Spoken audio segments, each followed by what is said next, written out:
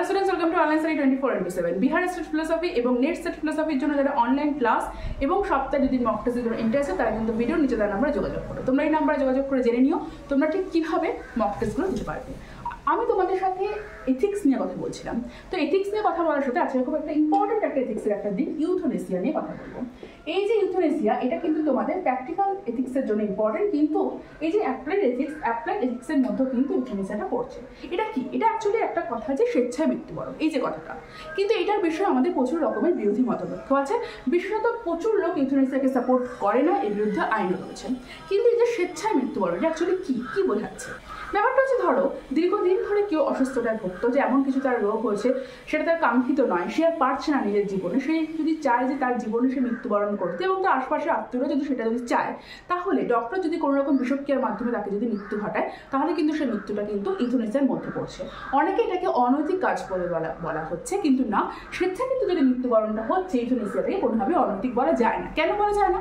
কারণ দেখো, মৃত্যু আমার নিজের অধিকার, আমি কতদিন বাঁচবো সেটা আমার নিজের অধিকারের মধ্যে পড়েছে। এই যে অধিকারটা, আমার যে কতদিন বাঁচবো সেটা যে আমার একটা অধিকারের মধ্যে পড়ছে, এই অধিকার থেকে আমি এখন বাঁচবো না, আমি এখন মৃত্যুবরণ করতে চাই, এই যে অধিকারটা, এটা কিন্তু নৈতিকতার দিকে কাজ করছে। অর্থাৎ এই দিক থেকে ইউথনেসিয়া কিন্তু সম্পূর্ণভাবে কিন্তু নৈতিক।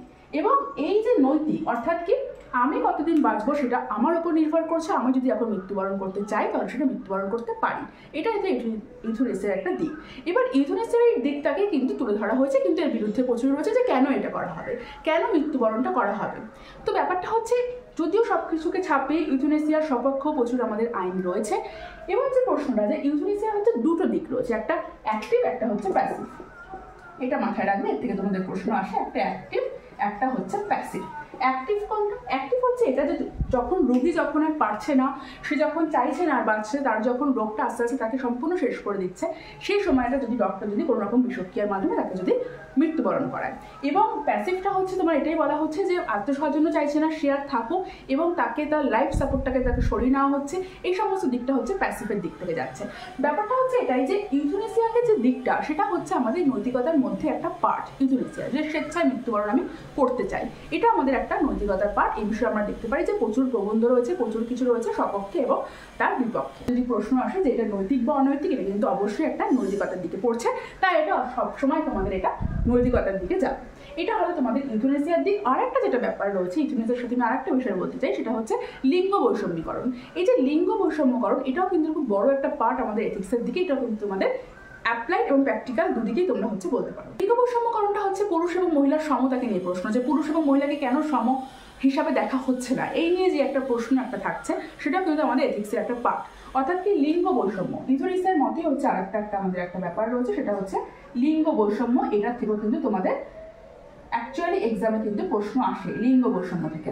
এই লিঙ্গ বৈষম্যটা আমাদের একটা এথিক্সের একটা পার্ট। আমি এই ব্যাপারে তোমাদের পরে আরও আসবো, আমি জাস্ট তোমাদের কনসেপ্টটা বলছি। এগুলো নিয়ে, লিঙ্গ বৈষম্য নিয়ে একটু বড় তোমাদের ভালো করে বৃহৎ কিছু বলতে হবে, কারণ এই বিষয়ে অনেক কিছু তোমাদের আছে জানা। দেখো, লিঙ্গ বৈষম্য যেটা, সেটা হচ্ছে যে পুরুষ এবং মহিলাকে কেন সম হিসাবে দেখা হচ্ছে না।